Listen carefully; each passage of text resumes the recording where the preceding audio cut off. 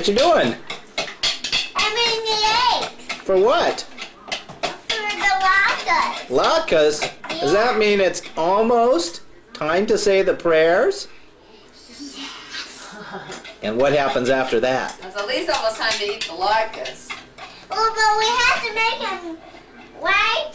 White, Slurpee? Right. Chef Dana?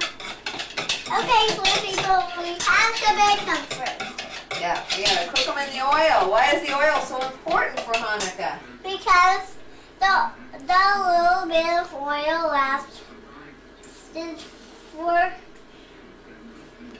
for 50 weeks. That's a That long would have been a time. real miracle. Yes. Even better than 8 days.